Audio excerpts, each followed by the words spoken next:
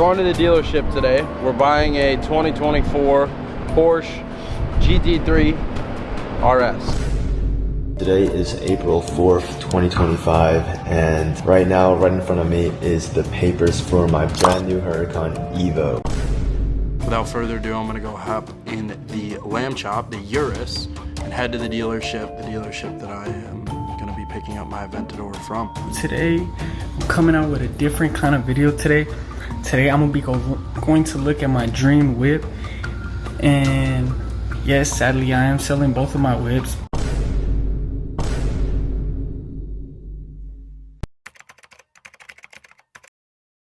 Hi guys, I'm 16 and come with me to get my ninth $200,000 supercar. Yes, I retired my mom, I dropped out in the 4th grade, and I run a successful dropshipping store. Buy my course. Like, nobody cares, lil bro. If I had a child and he walked up to me and he was like, "Dad, I dropped out of school and I started selling courses," I am literally sending him to the slums of Africa and forgetting about him. He needs to come back to his senses. At this point, I think I'd rather have a thug son or drug dealing son than a son who sells courses. And that sounds crazy, but it's a fact. I just can't do it. But in this video, we are going to explore teenagers.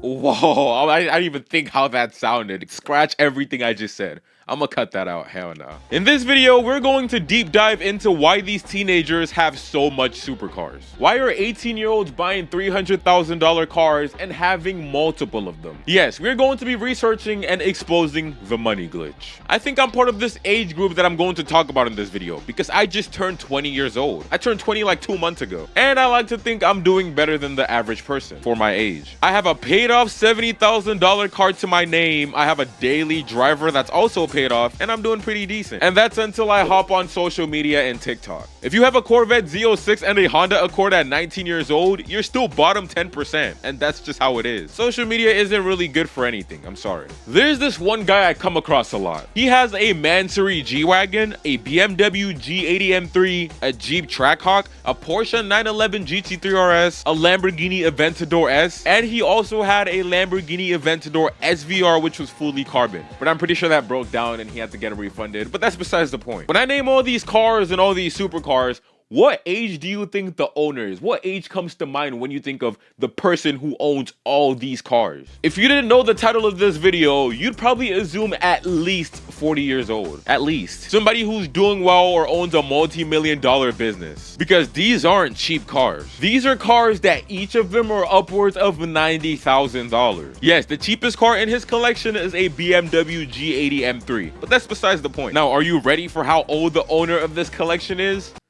He is 20 years old. 20. He is the same age as me, and probably the same age as a lot of you guys watching this video right now. Yes, hold on. Give me a second. Let's do the math on these cars. I'm gonna get the calculator out and let's do the math. First, we're going to start with the cheapest car on this list, and we're only going to do the starting prices. Keep that in mind, the starting prices, so the collection will be significantly actually more expensive than the number we get. But we're gonna talk about the starter prices just to make it easier. For the G80 M3, the starting MSRP is $85,000. That's the cheapest car in his collection. Then we move on to the next cheapest car, which is the Jeep Grand Cherokee Trackhawk. This starts at about $91,000. And then moving on, we have his Porsche 911 GT3 RS. These MSRP for $250,000, but good luck getting it anywhere near that price. Let's make it easy on us, we're going to stick with the MSRP. And then the next cheapest car in his collection is his Lamborghini Aventador S, which has a starting price of $417,000. The SVR, which is also about the same at $419,000. And finally, the most expensive car in his collection is his Mansory G-Wagon, which starts for about $515,000. $500,000 on a G-Wagon. And if we do the math, we have a total cost for his collection, a 20-year-old's collection, at over $1.3 million. Let that sink in. $1.3 million in cars as a 20-year-old.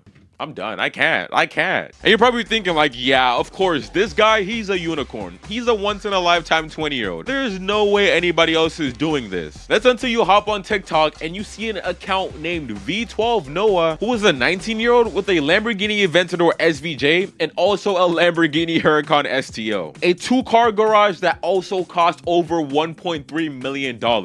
as a 19-year-old. So no, this is not a singular occurrence. This is something that happens a lot, and I got a deep dive. What is the money glitch? Because there's obviously something none of us is doing right now, since we're still living paycheck to paycheck, right? Driving out our clapped out Honda Civics daily to work. What are they doing that we're not? Well, I left that question to you guys. So a couple days ago, I posted a short covering this exact topic. And I asked you guys, how do you think these 20-year-olds, these 19-year-olds, these 18-year-olds get the money for these supercars? And then a lot of you guys gave the exact same answer that I expected you guys to give. You guys said it was daddy's money, most of them were rentals, most of them were dirty money. And I barely saw any comments acknowledging the fact that, you know, maybe they actually worked for these cars. Nope. Everyone was saying they rented it was daddy's money, or they were selling drugs, which is crazy. But there was one specific comment that caught my attention about this guy, Brez. This comment from Oat Milk says, Brez is goated. He started his journey with the clothing brand which launched his success. And then he got into marketing and scaling brands, which is where he gets his main income from. People work hard to get what they have, but they also get lucky that their business takes off. And as little as a few years compared to people who spend so much longer trying to build a business, but don't get that breakout. It's still hard work and luck. And this is actually the most grounded take in the comments that I got. I'm not gonna lie, the 95% of you who just instantly started saying daddy's money, you guys are haters.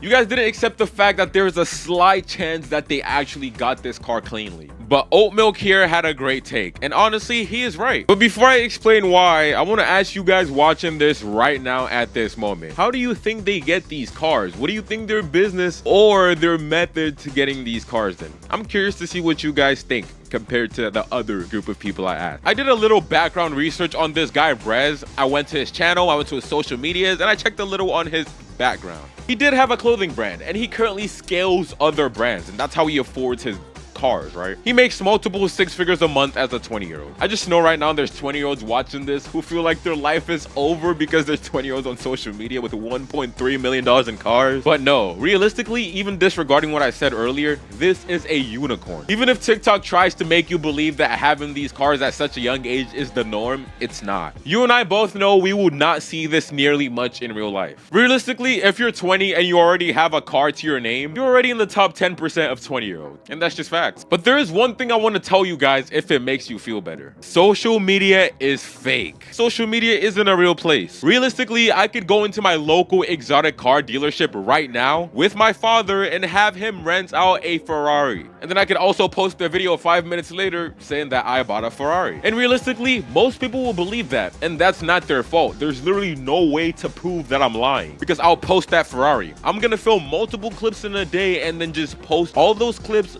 worth like the span of a month, and then people will naturally believe that I bought a Ferrari at 20 years old. They'll believe this car is mine and I'm doing better than I actually am in life. Mind you, that $800 I used to rent it was my whole life saving. Yeah, when you see stuff like this on social media, you shouldn't get straight to thinking that, oh my god, how did you afford such a car? How do you spend $800,000 cash at 19 years old? Because here's another thing, a lot of these kids sign their soul away for these cars. When I tell you when I was shopping for my Corvette, because I got my Corvette when I was 18 years old, it was a $70,000 car for an 18-year-old. They approved me for a loan, but hear me out. I had a 16% interest rate. A 16%. And mind you, I had very good credit at the time. And I still had a 16%. And that's when I knew, nah, I can't do this. Let me just save a little more and buy this outright because I'm not about to get bent over for a car. My point is, anybody could get approved for these cars because the banks use it as an opportunity to oil them up and completely take advantage of them. So yeah, it's possible, but realistically, it's not as impressive as you think it is. It's still impressive, but it's not that crazy. Especially when you realize you're only paying about $1,500 a month for 10 years of their life at a 20% interest rate just to live a fake life on social media. It's kind of crazy that they go through these extents just to flex, but hey, who am I to judge? So what I did next is I took 5 different creators who I thought were way ahead of the curve, and I dove into their background. I researched what was that same thing that they all had in common in order to get these cars at such a young age. And believe it or not, there was actually something. There was one thing they all shared. And this was something I actually personally used myself to get my car. All these people had the same drive and motivation. A small batch of people were motivated because they were broke growing up.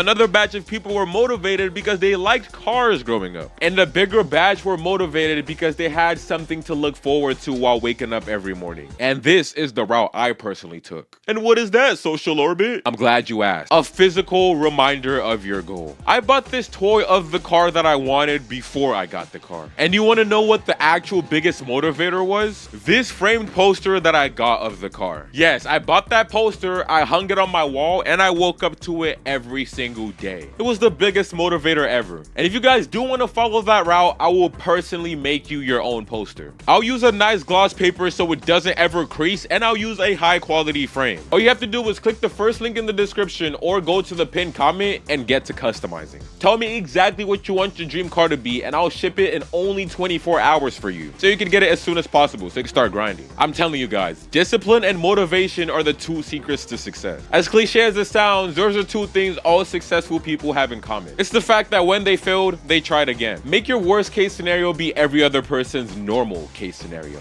Take it easy, my friends, and good luck getting that car.